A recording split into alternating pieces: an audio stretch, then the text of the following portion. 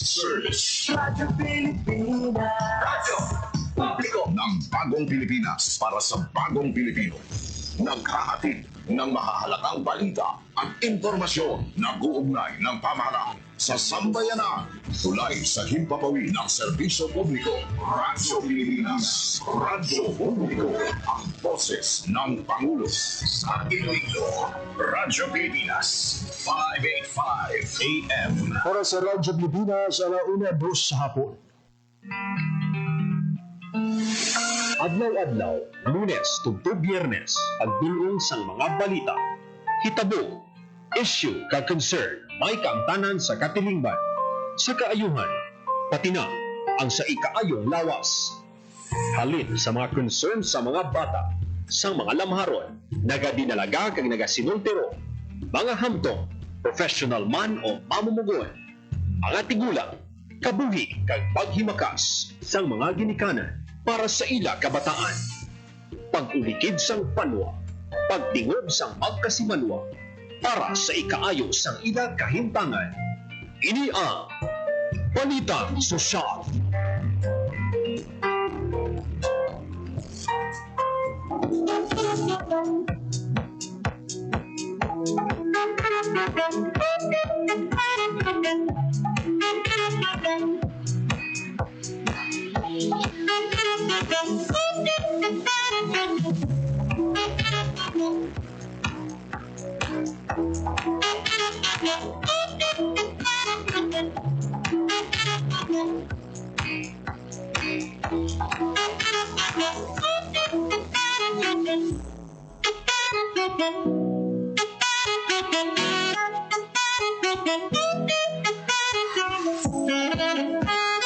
Mayong hapon Pilipinas, mayong hapon Western Visayas, syudad kag probinsya sa Iloilo kag kutob sa malabutan sang amon pagserbisyo. Digdaman nga bahin sa kalibutan naghatag kami sa katawran. Mayong hapon, good afternoon sa inyong katanan. Maban welcome sa isa namang edisyon sang pagparagad sa programa Balita Sosyal. Talo sa inyong regular anchor, Marian Grace Arenieta. Ako ang inyong alagad, JP Herbas. Ulip na kita mga biyan until 1:55 in the afternoon sa pagdulong sa panibagong mga detalye kag impormasyon amot sa nanaytuhan mga programa kag proyekto sa gobyerno sa bugos nga rehiyon. Sa aton nga pagpalagad subong iya nga hapon, nakip sa aton nga pag-istoryahan.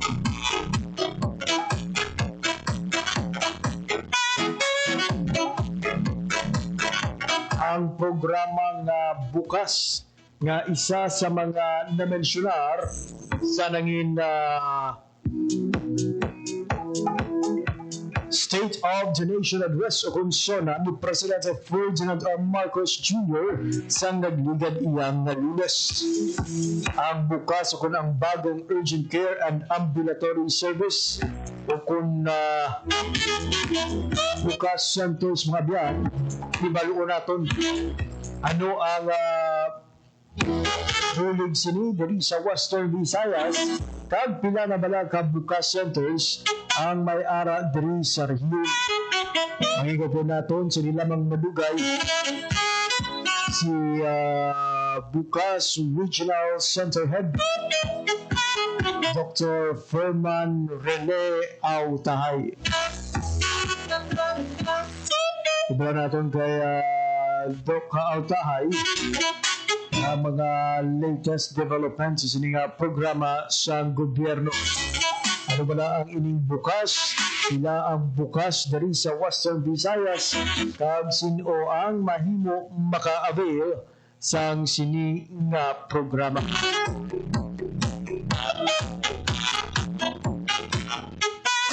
Samtang pasiplatan taman mga biyan ang pila sa mga balita nga natipon sa Radyo Pilipinas News Team, balita nasyonal kag balita lokal.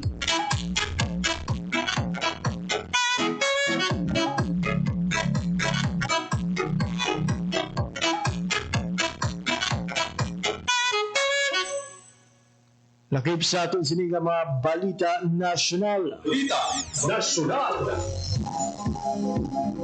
Hindi pagpalabawaso ni Presidente Ferdinand R. Marcos Jr. ang oportunidad na makadala sa mga konkretong benepisyo para sa mga Pilipino. Siya hiwaton nga pagbisita sa Pungsod, India, subong nga semana, magasugod subong adlaw Agosto 4, kag magalawig tubtob Agosto 5 o Agosto 8. Niya ginhatagan punto sa presidente sa iyang departure speech sa Villamor Air Base subong iyang adlaw. Ang iyang pagbisita sa Batman sa imbitasyon ni Indian Prime Minister Narendra Modi nga nagbisita sa Pungsod. Sa alas 10:44 sa aga, naglupad ang PR-001 o ng aeroplano ng nasakyan sa presidente padulong sa India para sa 5 kadlaw na state visit sa nasabit na Pungsod. Pero sa presidente, gamiton niya ang state visit para buksan ang potential investment opportunities pinaagi sa New Delhi kag Manila.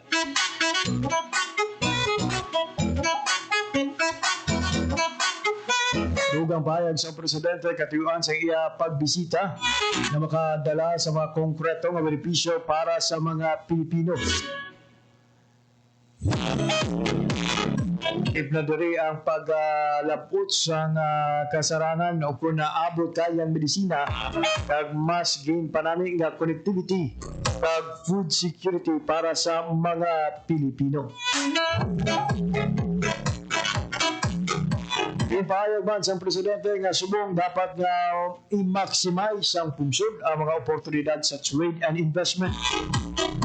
Kabilang ang India ang ginakabig nga ika-4 sa pinakadakong ekonomiya sa bugos nga kalibutan. Kagini mismo aniya ang obrahon sa iyang administrasyon.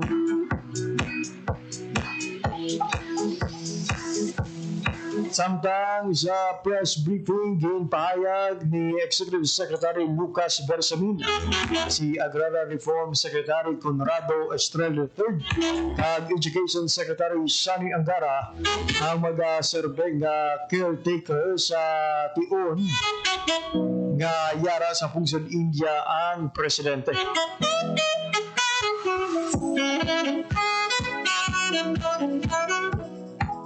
Iya siling labing una nga pagpagig-angot sa kapag sinapol sa Filipino Committee sa Pungsod, New Delhi sa Pungsod, India. Kaduan sa iya pag-abot sa kapital sini ang New Delhi. Samtang gipabutag ni Tingog Party List Representative June Asebre ang iya lubos nga pagpasalamat sa Social Security System kay President Ferdinand R. Marcos Jr. sa pag-aproba sa isa ka maragtason nga multi-year pension hike. Maghahatag benepisyo sa halos 4 milyon ka pensioners na wala sa pagtaas sa kontribusyon sa mga karon nga miyembro sang SSS. Suno kay Asidre Mabian sa inika pamatuod sa mapag-on at makatawo nga pagpakalagad sa presidente. Nakatuon sa pagpabaskog sa kabuhi sa mga mamugon, retirado kag sa ila mga pamilya. Pero sa iya, ang reforma tugon sa madugay na concern sa mga pensioner sabi na sa atubang sa parega pagtaas ang presyo sa mga balaklon. Naglaan si dalom sa Social Security Act of 2018. Hindi ba matudaan sa gobyerno nga pinaagi sa maayos pag mahinalungon nga pagdumala, posibleng malabot ang pangmalawigon nga pagbago. Ginadayo man sa kongresista sa SSS President kag CEO Robert De Claro ang Social Security Commission ex-officio chair kag Finance Secretary Ralph Recto sa mahinalungon apang makatao nga pagpatuman sang nasambit nga reforma.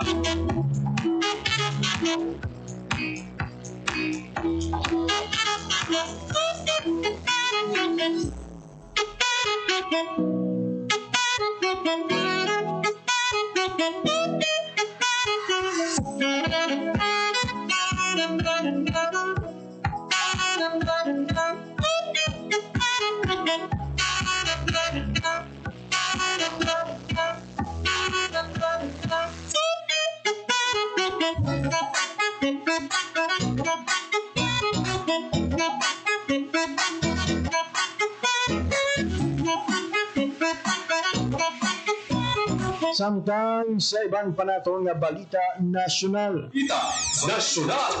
ginrekomenda sa Department of Agriculture kung DA ang pagpasaka sa ginapatuman nga taripa sa imported nga bugas.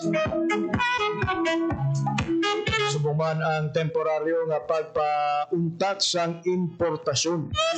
Iyaging kumpirma ni Communications Secretary Dave Cremes kaina sang aga. Ang rekomendasyon sunod sa iya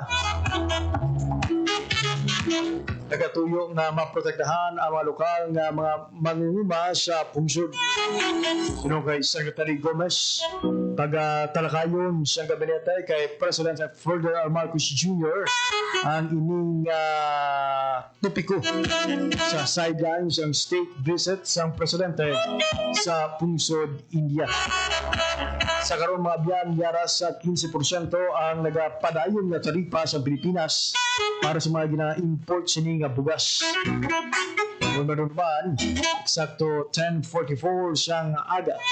Sinipad ang PR-001 o kung ang aeroplanong nagrasakyan sa presidente padulong sa pungsod India para sa makadlaw nga state visit na nasambit iya nga pungsod.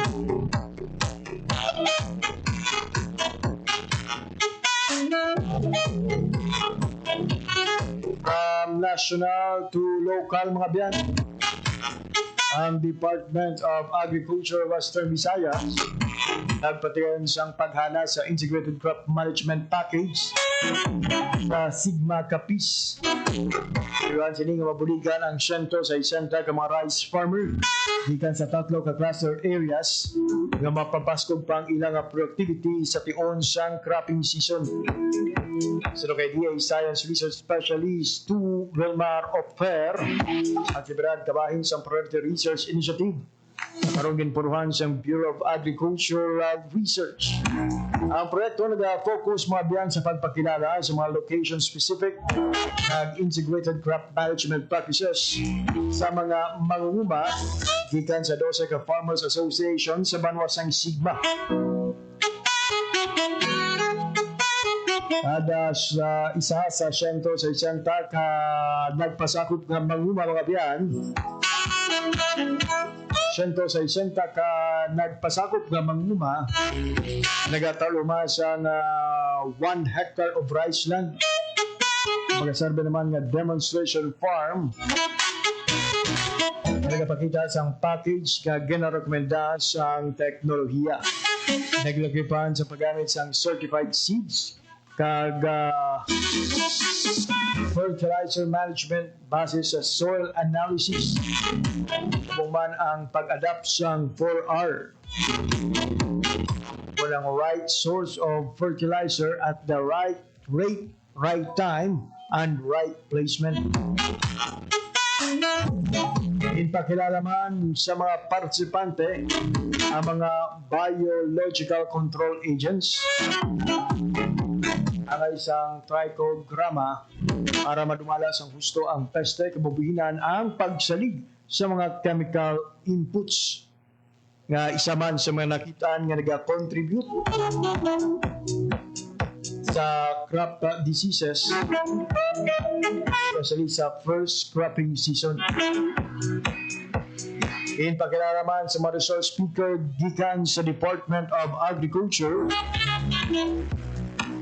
ang mga simplified approaches sa pag-produce sa mga botanical concoctions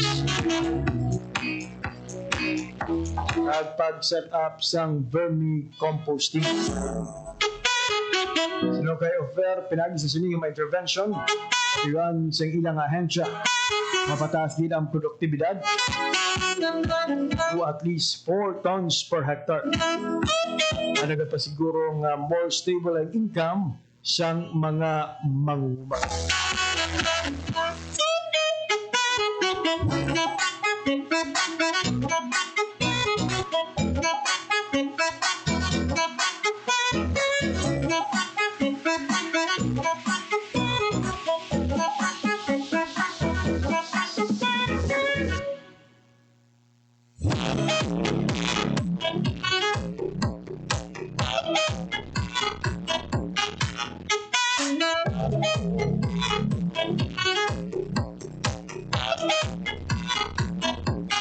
Samtang, still from the Department of Agriculture, Mabia,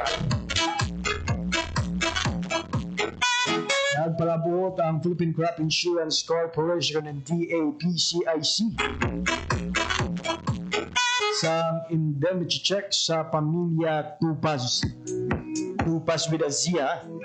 Hindi matapos nga ginpatuman bilang bulig tapos ang pagkapatay sa isa ka membro sa pamilya Tupas sa isa ka vehicular accident. So happened na si Mr. Tupas at miyembro nga na-enroll sa accident and this Environment Security Scheme. Naging tukol agad maghatag sa pinansyal na bulig sa mga maguma kag mangisda yung naka-enroll sa programa. Ang indemnity check ang ginahatag mga biyan kung matabuan ng aksidente na nagresulta sa kamatayon ukon injury. Ang ini nga programa ginakabig isa ka importante nga safety net para sa mga nagaubra sa agrikultura kag pangisdaan na perme nagapangatubang sang peligro sa ila palang nabuyan. Pero sa PCIC mabiyan sa Subong mayaran na sa kabugusan nga 83,314 ka manguma kina mga mangisda sa reyon sa East sakop sang ADSS. Ang kabugusan nga insurance coverage nagabot na sa 4.26 billion pesos.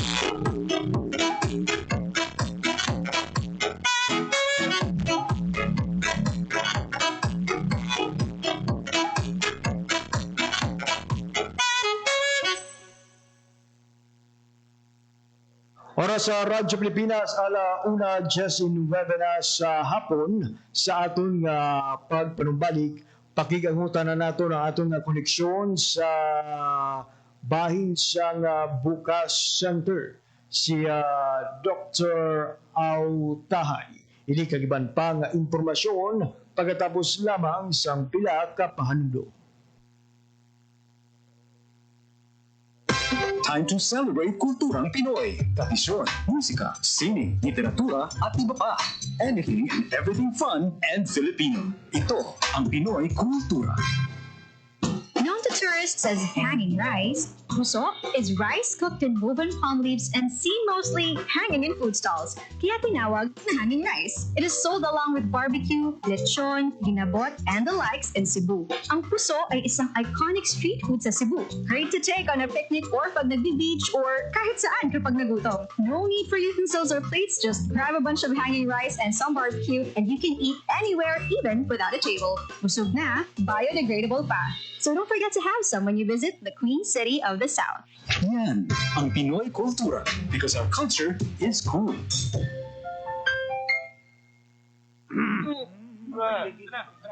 Chong chong chong chong, pasipol-sipol, mga manong sa labas. Magtigil at gumalang, kaya ikaw sa nabibig, kundi maganda ang lalabas. Pare, ang catcalling ay isang uri ng sexual harassment. Di biro ang sexual harassment at di nakakamacho ang pang-aabuso. Kaya ikaw sa nabibig, kundi maganda ang lalabas. Isang paalala mula sa Philippine Commission on Women at ng himpilang ito. Time to celebrate kulturang Pinoy. Tradisyon, musika, sining, literatura at iba pa. Anything and everything fun and Filipino. Ito ang Pinoy Kultura. What of the fondest memories I have as a kid is riding the jeepney. It made me feel like a king. Dahil ito ang King of the Road. The jeepney or jeep is a cultural symbol that has transported us to school, the office, sa mall, at sa iyong first date. Mura, makulay, at mabilis. Yan ang ating jeep. Maribang, umusog-usog ng konti. Sakay na!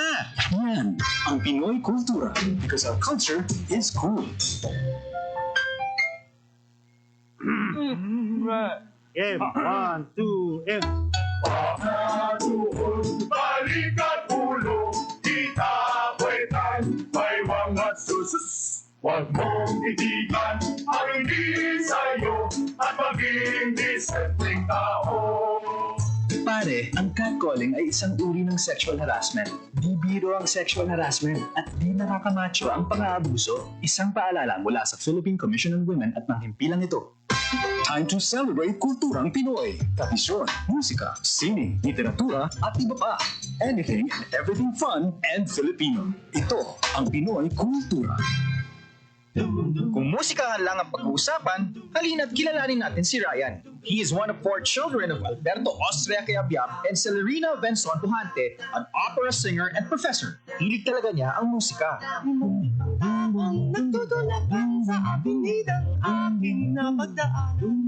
Sa katunayan, he was 4 years old when he took up piano lessons. Bachelor of Science in Business Administration is what he initially took until he was presented with a scholarship in home learning in music. Bachelor of Music, major in composition degree. Ayan ang tinapos ni Ryan, kaya naman siya ay naging profesor ng Department of Composition and Music Theory.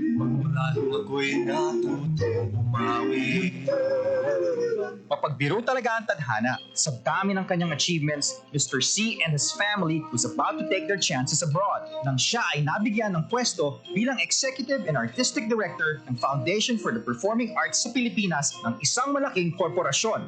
And the rest, as they say, is ongoing. Kasi he still writes music, composes, and arranges. Alam niyo ba?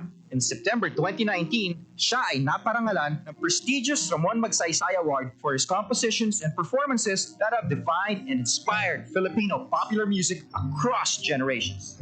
Arranger, musician, composer, conductor, artistic director, accompanist, and just about anything music-related. That's our national artist, Ryan Cayabyab. Sariling ating ng aming musika ay natutong pumawi. Yan ang Pinoy kultura because our culture is cool. To know more about their life, work, and contributions, visit the National Commission for Culture and the Arts at ncca.gov.ph. Sana'y tiyakin ng mga magulang kung maipanganak akong malusog. Kumain si nanay ng masustansyang vitamin A panlaban sa infeksyon. Para din sa mata, balat, bumbunan at mga buto. Ayon, pampaburi ng dugo at muscles. Ayodin, pang-iwas sa komplikasyon at pagiging abnormal. Importante din ang check-up kay doktor. Kasi healthy nanay, ganda buhay.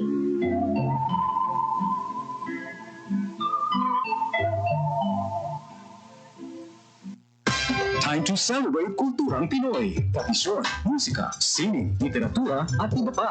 Anything and everything fun and Filipino. Ito ang Pinoy kultura. Naalala ko, nung bata pa ako nung namamasyal kami sa Fort Santiago sa Intramuros. Ito ay ginawa noong 1571 bilang kuta o fortress ng Spanish governor na si Miguel Lopez de Legazpi. Isa ito sa mga napaka-importanting historical sites sa Maynila.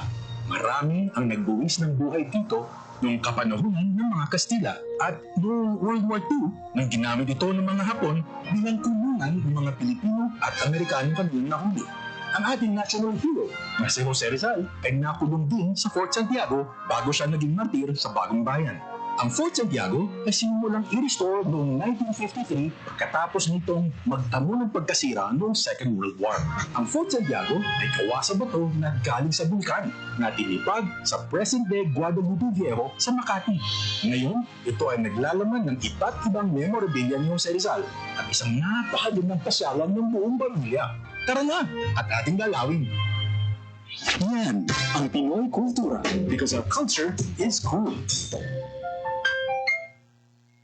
Uy, Judy! Parang tulalang-tulala ka dyan. Akala ko tita mo yun. Sumama naman ako.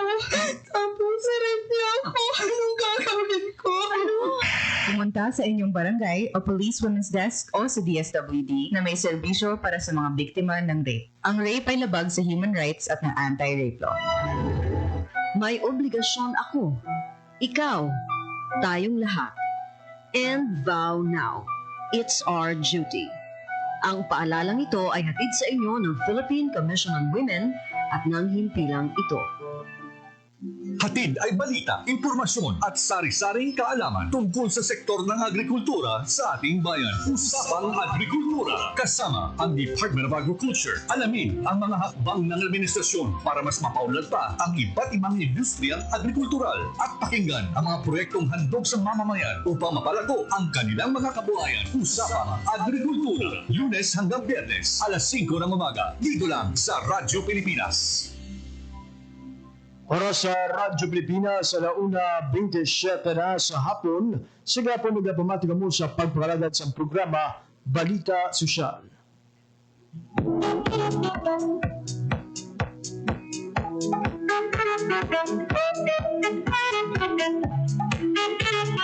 Mabiyan sa sininga oras, magakuha kita na isang latest update sa katsang panahon.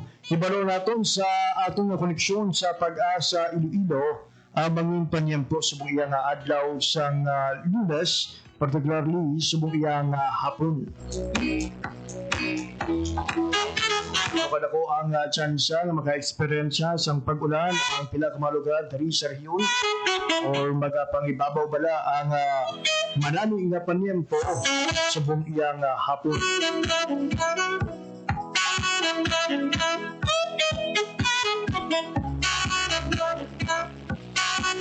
Para sa Radyo Pilipinas, alauna 28 na sa hapon sa sininga oras ka po natin sa piyag kaninya. We have Ma'am Leonor Silvestre sa Pag-asa Iloilo. Ma'am Leonor, good morning or good afternoon. Hi, hello everyone. Good afternoon. Muna yung ating latest weather update para sa buong adlaw Monday, August 4, 2025. As of 8 a.m. po ginaaga, ang may isa ka ka-RPA yung ginamonitor ngayon sa sagwa ng ating Philippine Area of Responsibility. Ang ining LPA, low chance man yung mag-develop into tropical depression kung may kalayon 1,095 km east of Eastern Visayas. So, wala man siya direktang gid nga epekto sa atin. Samtang southwest monsoon ang nag-apekto sa may extreme northern Luzon. Pag diri naman sa Western Visayas, generally fair weather kita, pero wala man natin ginadula ang mga posibilidad sa mga isolated na pag-ulan, pangalan panag o biyagtig sa hapon pagkagabihon, tugas ang mga localized thunderstorms.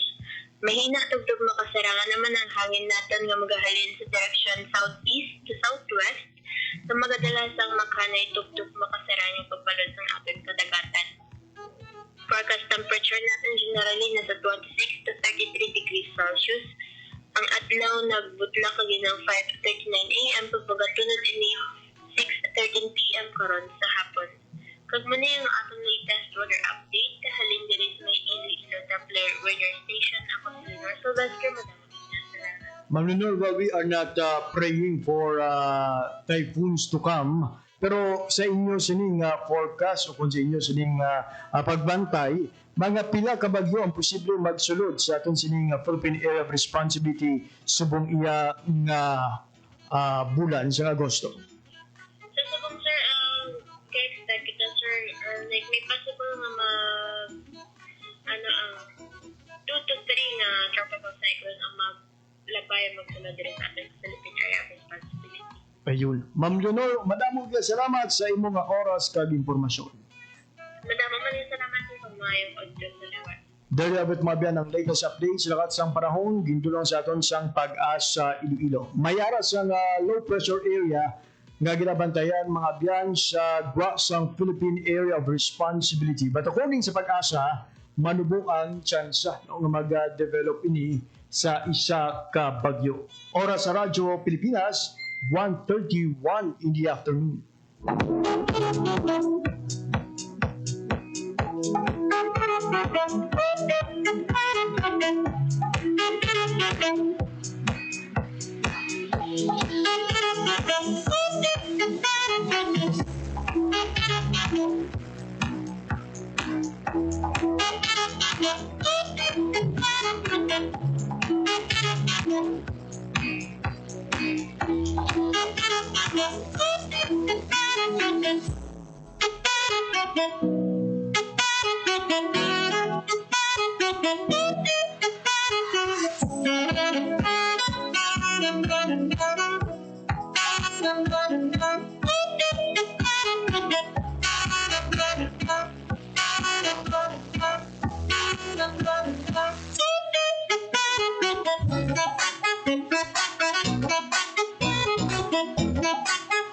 Mabiyan padayon ang pagbaton sa Commission on Elections sa rehistro o kung sa mga interesado nga magparehistro para sa ginapit nga barangay at sangguniang kabataan elections.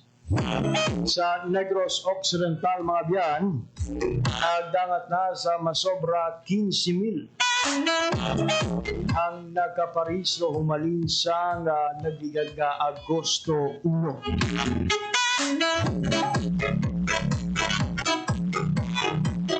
Balikan natin ang ating sining mga impormasyon angot sa sining voters registration dito sa bahin sa Comelec Negros Island Region sa ligid lamang Madugay. Sa sining oras, kapunan natin ang ating bisita iya subong hapon ang head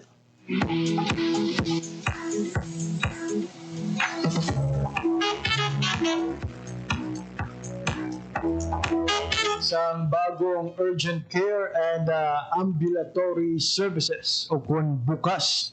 Mangingkaw po natin sa atong linya via Zoom si Dr. Feman Rene Autahay. Doc Feman, mayong hapon and welcome sa pagpangalaga, Doc, sa programa Balita Sosyal.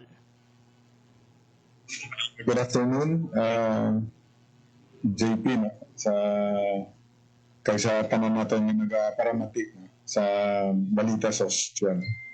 Ayun, Doc, sa mga first time mabatian ang ining bukas o kung ang inyo sining programa, ang bagong urgent care and ambulatory service. Can you give us details? Ano bala ang ining bukas program? Yes, ang ining bukas program, no? Ang kwan siya ang gin-initiate ini sa aton DOH Secretary, no? Ted Herbosa. Ang purpose sa aton bukas o kanang bagong urgent care ambulatory services is to decongest our DOH hospitals, no? Kaya hindi natin manigar nga ang aton emergency room puno-puno, no? Especially ang aton mga DOH hospitals, no? So, kisa kung mga urgent care lang kinahanglan mo, hindi ka na matatapan sa emergency room. Tungod kay ginauna, siyempre ang mga critical patients, no? Ang mga emergent cases, no? So, ang mga nakita dyan kang ating secretary, tungod kay before pa na mag-secretary, taka nakagagahawak kang emergency room kang PGH, no? Sa Manila. So nakita na dyan ang need, no, na magbutang sa isa ka urgent care para may makater sa ating mga pasyente ng kakinanglan sa urgent care na hindi man siya hindi gid siya nga kinanglan nga magkanto sa emergency room. Dok, ano nakadugay ang ining bukas program? So mga ano pala ni, mga haling pag-launch ni, mga surusubra pa ni 1 year, no? Na naging launch ang itong secretary. sa ibang nga regions kag diri sa aton sa Region 6 mga 1 year pa lang nga nag-operate ang aton Western Visayas Medical Center, no. So nagasunod naman ang aton Western Visayas ang sanitarium, ang General Hospital, kaya ang aton Don Monfort hospital, no, sa Putotan. Sa Nuevo. So naman sila, no, ready naman sila to actually nag-soft opening din kami ang Monfort na hospital. Ang sanitarium mag-start naman ang operations. As we speak, Doc, ano ka mo na ang bukas diri sa aton nga rehiyon? So far ang aton DOH hospitals diri ang Monfort Sanitarium kag Western Visayas Medical Center. And isa pa lang ang in full operation ang Western Visayas Medical Center. Pero last year naghinagaw kita bukas ang isa kang bukas center sa local government unit, no, which is the Rojas Memorial General Hospital sa Capiz. Doc, sila ang pinaka-first na local government unit nga nag-operate sang bukas center sa LGU Hospital. I see. Doc, so our listeners can imagine kung ano ba lang itsura sa sining bukas center. Ano siya, Doc man? Hulot lang ini siya? Building ini siya? Or is it a moving vehicle? Ang diri nga set up sa Western Visayas Medical Center, daw outpatient siya nga department. Usually, isang una ba natin outpatient department, nag-operate lang na sa 8 to 12, 1 to 5. Tapos after 5, sa emergency room na ginadala na pasyente. No? Because of bukas, ang ina ng outpatient department, after 5, gin-convert na siya into a bagong urgent care ambulatory services daw. Amo na siyang bukas center. So kung sa Europe, ang ina nga outpatient department, nag-operate na siya 24/7 na. So amo na ang nami, no, sa bukas kay like for example, ang mga urgent care lang na mapa-insert ka lang ka catheter mo, o kung may mga suturing nga gagmay mo lang pilas mo, o kung nakagat ka sa mga animals na kinanglan mo ang injection, na dira na sila ginadala, no, sa urgent care. Kasi siyempre hindi ka to kasalot sa emergency room kung ang imo mga kompetensya ito ng pasyente, mga inog cesarean, mga stab wound, mga gunshot wound, no? Kag nagapila sila sa emergency room. So ang imong need is hindi man emergency pero may urgency, so dira ka na ikita nila sa bukas center. Other than that, Doc, ano pa gid nga mga serbisyo ang ginatanyag o kung gina-offer karon sa bukas centers? So tanan gina siya, no, tanan nga outpatient, ka primary care nga services, kag mga urgent care services. So it encompasses all disciplines, no, sa medicine. May mga otolaryngology, may orthopedics, may ENT, tanan, no. Kaya dira ka man for example, nagkanto ka sa bukas kaya hindi ka to kasalot sa emergency room. Tapos later on after di ka laboratory mo, naghanda lang ang physician ay kinanglan mo i-admiton. So that's the time i-refer ka na sa emergency room for admission ka na. So ang nami isin nga hindi ka na magkumpidensya dito sa mga pasyente, sa mga stab wound to mga gunshot wound. Matutukan ka gilayon, no, sa imo mga services ng mga kinanglanon mo. So kung naghambal ka ng doktor nga ay kinanglan mo i-admiton, so that's the time mo na isailo ka naman sa emergency room for admission na sa wards. Bumalin, Doc, sang ginbuksan ang ining bukas center dira sa may Western Visayas Medical Center. Ano so far ang mga pagbago or significant changes nga nakita ninyo? Pero dako gid ang mabuli niya no kay damo ang mga clients nato no kung ang mga patients nato nga na-appreciate na nila no kay na-appreciate nila ang bukas center na program kay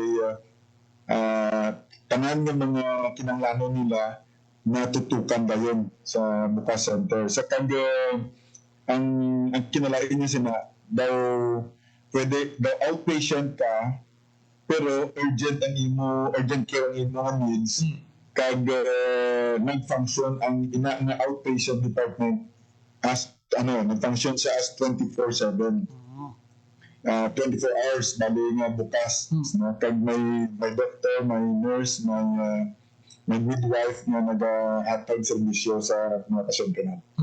Earlier, Doc, you mentioned na or you have shared to us ang pila ka mga operational kag ginapagabuksan na nga mga bukas centers. Do we know ano ang mga target naman subong iyang tuig?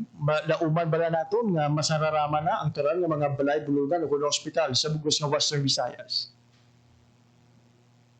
So, hoping this year, kung mag-operate ang tanan nato ng DOH hospitals nga mag-operate ng ila bukas, so, dako gid mabulid sini sa aton pumuluyo no kay ang aton mga emergency room sa aton mga DOH hospitals na decongest sila. No? Kag ang waiting time nila nga makater sila sa emergency room ma-shorten kag mahatagan lagi sila sa nagakaigo na services na kinahanglan nila. Doc, knowing nga ang ini nga mga bukas centers are all located or situated sa mga public hospitals, ang mga serbisyo nga ginatanyag sa inyong bukas centers libre man indok including sa mga animal bite nato. Like sa Western Visayas Medical Center, may ara ng animal bite center nila sa bukas center nila. So kung pwede sila kahatag mahatag na sila sa nagkakaigo mga serbisyo no? Pero usually like sa mga vaccines nga o kung mga kwan ang gina-inject nila may mga times mag-isang hindi ka pwede maghatag sa gabi kaya gapakanto sa gabi so usually na ginatag nila sa aga no? Pero ang other services like kung mga tetanus toxoid siguro, kung mga pwede nila mahatag right there and then lagi. Dok, na-mention mo man kaina nga ang sabahin iya sa Rojas City, it was through a partnership with an LGU, the local government unit, ang ining nga bukas center. Dok, possible ay nga mag-operate siya not necessarily sa mga hospital, sa mga rural health units lang. Not necessarily kay lain mo na aton sa aton mga rural health units no. Ang aton mga RHUs gintang upgrade na sila into a primary care facility. Though a little one step below hospital no ang aton primary care facility sa RHUs. Pero kumpleto na bang services man sa primary care facility nato no. May mga laboratory na sila, may X-ray no, may ECG no kag daw daw one step below sa isa hospital ang mga ating primary care facilities sa RHU. Sa hospitals lang gid ang ating bukas program no. Especially ang ating hospitals na punuan ng emergency room no. So dapat gid mag-put up sila sa bukas center para ma-decongest nila ang emergency room kag matagaan nila ka serbisyo ang kinahanglan sang serbisyo nga hindi na maghulat ka malawig ng tiyempo sa emergency room. Dok, sa mga LGUs kaangay sa Rojas, no, ang Luyag Pamarinsan na natabo sa bahin sa Rojas City, ano ba na, Dok, ang mga requirements para makapag-partner ang mga LGU sa sining bukas center?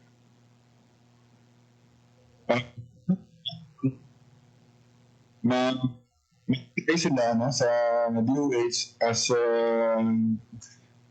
sang isa ka bukas facility tapos tagaan naman sila technical assistance hasta nga mag-start ang operations ng nila bukas. Yun. And lastly, Doc, ang imo sining mensahe o kung panugyan sa aton sining mga kauturan, especially for those who are planning na magbisita kapag abil sa serbisyo sa mga bukas centers diri sa Western Visayas. Okay, so sa aton mga clients, no, o kung sa aton mga pasyente sa mga pumuluyo nga nagkakinanglanon sa serbisyo nga urgent, no, o kung semi-emergent, no, bukas ng aton mga bukas center, no. Nag-operate ng aton bukas center sa idalong ka pagpamuno ni Dr. Joseph Lim Nicolo, ang aton Chief of Hospital sa Western Visayas Medical Center. So,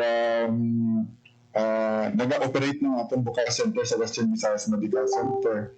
Kag pwede ka muna kakanto, no? 24/7 ina siya na bukas. Kag tanay nga serbisyo urgent, kag semi-emergent makuha nyo dira. Ayun. Dr. Feman Rene Autahay, our Regional Head for Bukas Center. Dok, madamo gid nga salamat kag padayon. Thank you, man. JP. Thank you. And thank you, man, sa Balita Social for engaging our services na sa Department of Health. There you have it, mga biyan, si Dr. Feman Rene Autahay, ang atong sining Regional Head for Bukas Centers diri sa Western Visayas. Pagdulong sa aton sa mga importanteng impormasyon, may gangtanan sa bagong nga programa sa gobyerno, particular sa Department of Health, para mas padasigon kag mas mapasugon ang pagtanyag sa serbisyo medikal sa mga Pilipino diri sa rehiyon 6. Para sa Radyo Pilipinas, 1:47 in the afternoon. So ayun mga biyan, sa atong mga kulturan, bukas ang Bukas Center 24/7. Kaga we are looking forward sa masunod ng mga inadlaw tanan ng mga public hospitals sa Western Visayas, including our district hospitals, ang makabukas man sa ila sining Bukas Center. Kaya bagay ni Doc, no, ang mga ibang kaso, no, kayang-kaya man sa mga Bukas Center without the need nga mag-compete sa ibang nga pasyente sa mga emergency room. Kung ang imo sining kinahanglanon, mga nagakilanglan sa urgent care, but will only require minimal na medical attention, perfect gid ang ining bukas center sa imo sining kinahanglanon.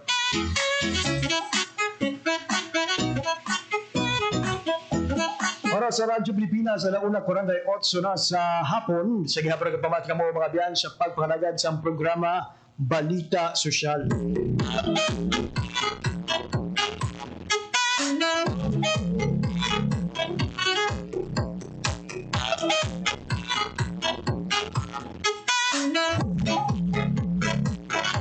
Samtang siman pa nga mga balita sosyal, palabot sa educational assistance o bulig pang edukasyon ang Provincial Government of Negros Occidental sa 174 ka indigenous peoples o IP nga mga estudyante gikan sa 1st District sa nasambitiyang probinsya. Ang bulig mga biyan naglabot sa masobra 1.1 milyon pesos naging paragtag sa mga estudyante sa Banwa sang San Carlos, kung nasyudad sang San Carlos, Banwa sang Don Salvador Benedicto, Toboso, kag Calatrava. Ang kada estudyante nga mga scholar mga biyan nagbaton sang 6,750 pesos bilang allowance sa sulod sang siyam kabulan. Ang ini nga suporta ang ginpanagtag pinagi sa Educational Assistance for IP's Basic Education o kung ang EAIDE Scholarship Program. Manunuan sa nagligad nga simana mabiyan o ginbalita man nato ang pagpanagtag sa bulig sa provincial government sa mga scholar naman gikan sa Banwa sang Isabela kag mga kaingod sini nga kabaruhana sa ilang distrito.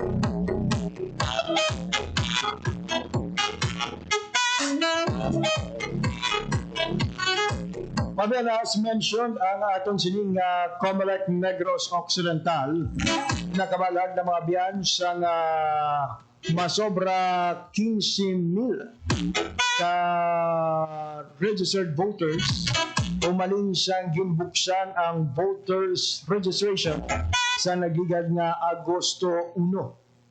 Ang ining datos mga biyan naghalin sa 5 tanan kung 6 tanan ka distrito sang probinsya lakip na ang syudad sang Bacolod. For August 1 mga biyan naglabot sa masobra 3,884 ka registered voters ang nag-apply sa bahin siyang Negros Occidental. 758 nagaling sa 1st District, 672 sa 2nd District, 340 sa 3rd District, 474 sa 4th District, 636 sa 6th District, or sa 5th District I mean. Ang masobra sa 600 man ang naghalin sa 6 district.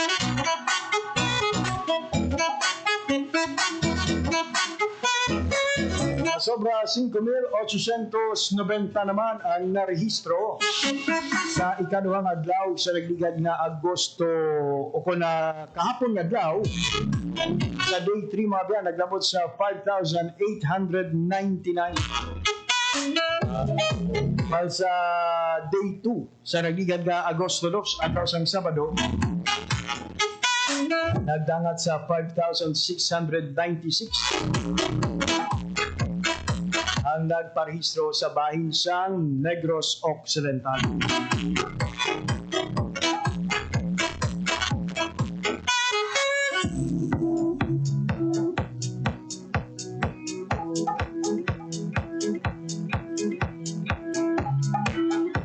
So sa aton siya niyong makuturan ha, para ka mo gina-imbitar na magparehistro na. Sa sining voters registration na magalawig tubtob lamang sa Agosto 10, that's Sunday sang siniiya nga simana.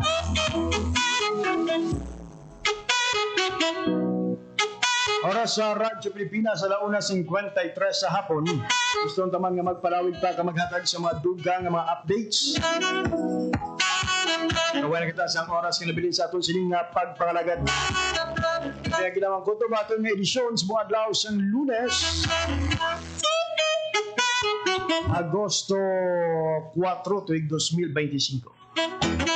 Sa ngalan ginamang sa akon mga katuwang teknikal,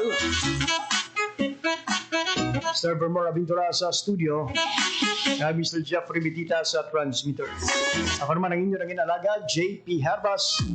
Maraming salamat sa inyong pagpamati. Maayong hapon, Pilipinas. Ito ang Presidential Broadcast Service. Radyo Pilipinas. Radyo Publiko ng Bagong Pilipinas para sa Bagong Pilipino. Naghahatid ng mahahalagang balita at impormasyon na guugnay ng pamahalaan sa sambayanan. Tulay sa himpapawid ng serbisyo publiko. Radyo Pilipinas. Radyo Publiko. Ang boses ng Pangulo sa Iloilo. Radyo Pilipinas. 585 AM.